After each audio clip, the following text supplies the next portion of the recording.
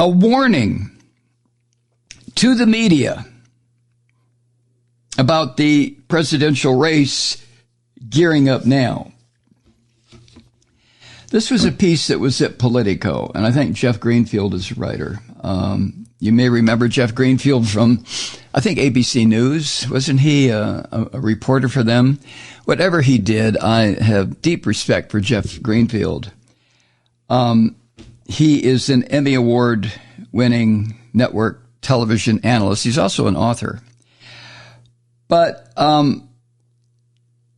he is making reference here, and I'm going to share it with you in just a second, making reference to the responsibility of media, all forms, broadcast, television, print, the responsibility media have in not letting a monster like Donald Trump or a monster with even sharper claws, Ron DeSantis, or any of these scum get the nomination for president in 2024.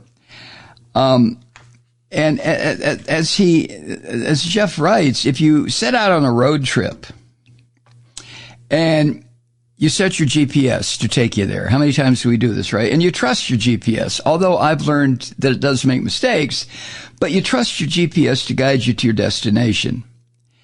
And if you wind up getting lost or on dead ends half the time, would you continue to trust the, your Apple Maps or whatever it is you use? Would you follow the investment advice? Here's another one of an expert who had cost you a serious chunk of your retirement time after time. Would you keep going back to the same guy from? No, of course not.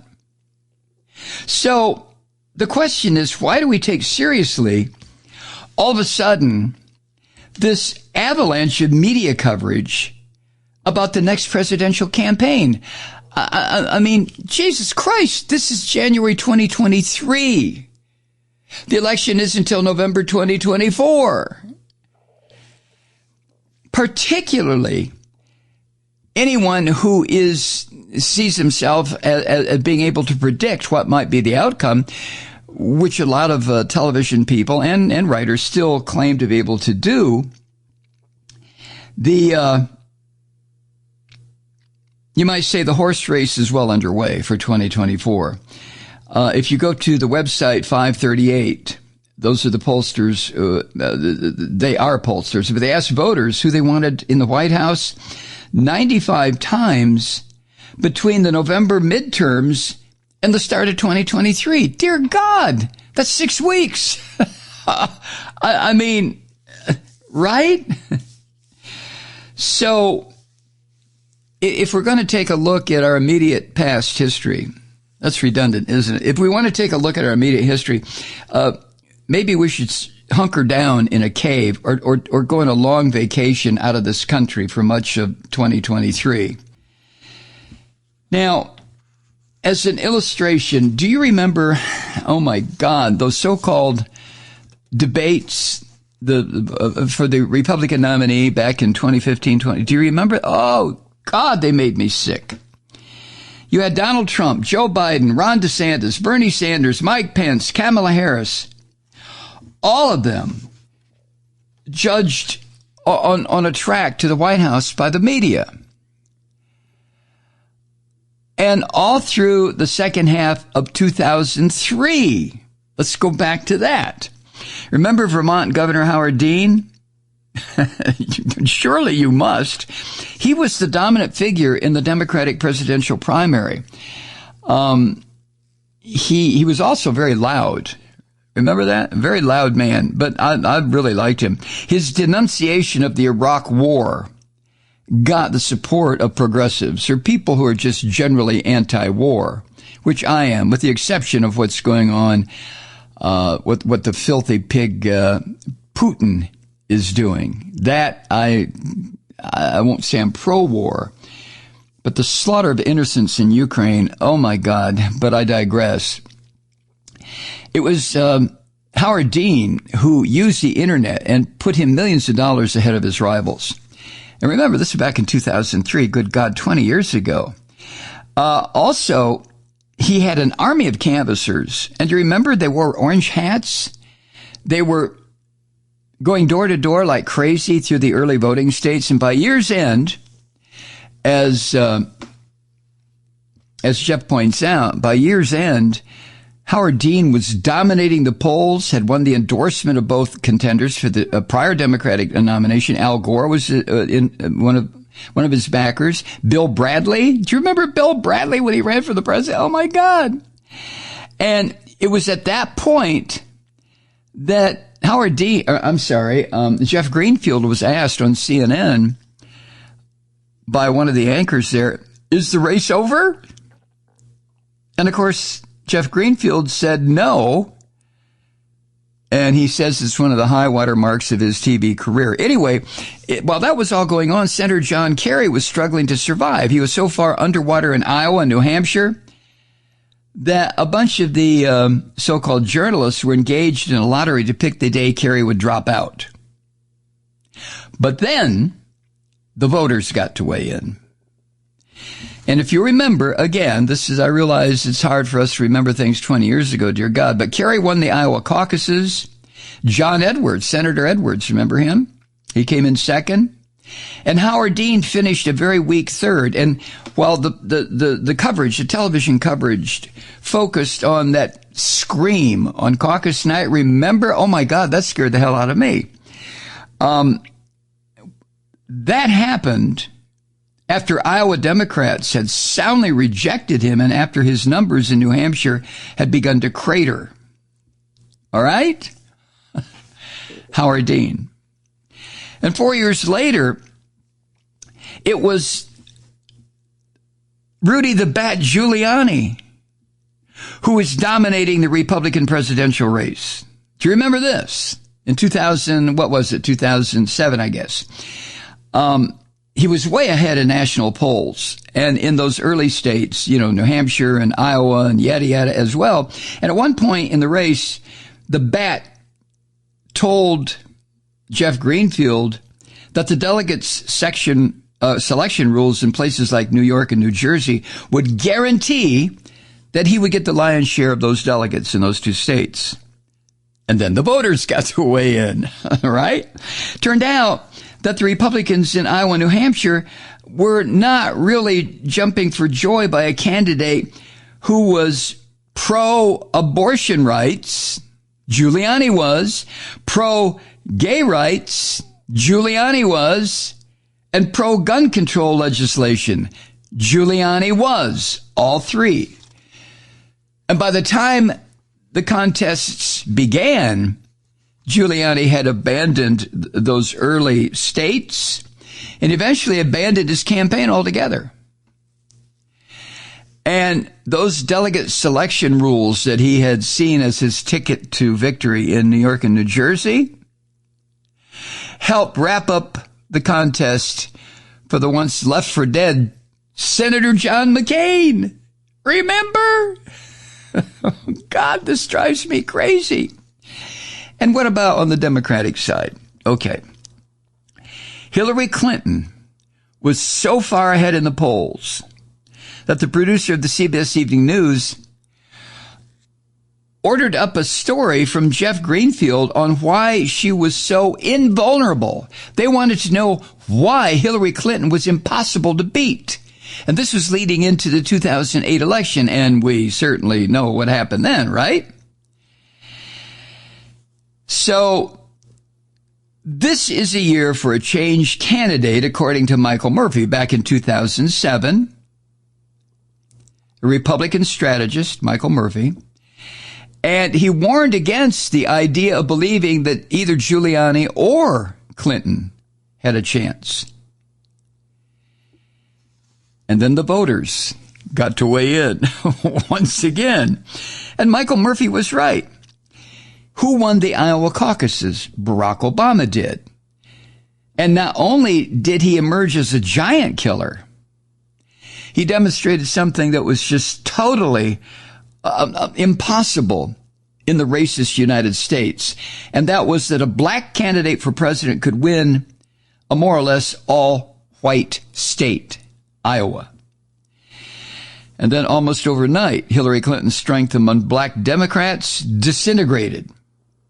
And that's what Hillary Clinton was counting on, just like Joe Biden did, to get her into office in 2007, 2008. And what was seen as an easy win for Hillary Clinton in mid-2003 became a hard-fought contest that extended through the primary season, and she ultimately lost both times. Now, the question that has to be asked, and I can ask this of myself as well as asking you, and that is, are these examples too far in the past to be relevant? That's what Jeff Greenfield wants to know. So he suggests we go all the way back to, well, the last presidential campaign, 2016. And we'll take a look how even the start of the nominating contest may provide more noise than an indication about what voters want. And as Jeff points out, from the middle of 2019 through the first primaries in early 2020, Biden was something of a pitiable figure. I felt sorry for him because I knew he'd been a workaholic senator. He did a lot of things as a senator that I thought were just absolutely Republican in style and substance. But he was lagging in the polls. He didn't have a lot of money. He was drawing meager crowds. And who was it we were all counting on? Who was it? Bernie Sanders. With his massive fundraising capabilities online. Oh my God. And the thing about Sanders, this strength he had as the champion of anyone who wanted to identify themselves as a progressive. And it became Bernie Sanders, the candidate to beat. So he won barely in New Hampshire. He won in a landslide in the Nevada caucuses. Now, these were not necessarily Nevada caucus. It's not a primary, and I think these caucuses ought to be burned to the ground, frankly. But much of the coverage of whatever Bernie Sanders was involved in those races asked the question, could Bernie Sanders collect enough delegates by Super Tuesday to be all but unstoppable? Super Tuesday. That's what all of these candidates really, truly look forward to. And that's another part of the primary process that I just wish somebody would blow it up. It's just so damned unfair. State primaries ought to be held one at a time. Oh, I know. Take a long time, but this is a democracy, isn't it? Well, okay. Then the first contingent of black Democratic voters weighed in, where it concerned Bernie Sanders. On February 29th, in South Carolina, we're going back to 2016 campaign, Biden won with nearly 50% of the vote, more than twice what Sanders got. And within 4 days, most of Joe Biden's rivals dropped out of the race and endorsed him. And then Joe Biden bulldozed through the Super Tuesday field and the nominating process was over. Now, I am not begrudging Joe Biden his win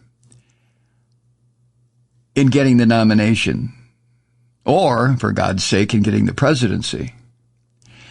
But I wonder what would have happened if Bernie Sanders had gotten the nomination. I wonder if he would have gotten the presidency against this filthy pig, Donald Trump. Well, I can wonder until hell freezes over, right? Now, what Jeff Greenfield is doing in this piece, he's giving examples of, these specific examples as part of a broader picture. The examples don't include the times when a candidate became the leader in the polls one week and then swept away the next week. If you remember, at one point in these crazy primaries, Joe Lieberman was leading, retired General Wesley Clark, Rick Perry, Herman Cain, the pizza man, the disgusting lizard Newt Gingrich, and Herman Cain. Herman Cain was wasn't he the 999, or was that, yeah, he was the 999. Ben Carson, the doctor. All of those guys had placed first in public opinion polls, and then the voters weighed in, right? And the point that Jeff Greenfield's trying to make, and I certainly agree, is not to argue that journalists, print or television, should shut up in that long, irritating slog leading up to the actual contest. I know, sometimes it drives me just absolutely bonkers. But the argument here should be to put that part of the process, the slog through the preliminaries and the primaries, into context, and include with it a serious dose of humility.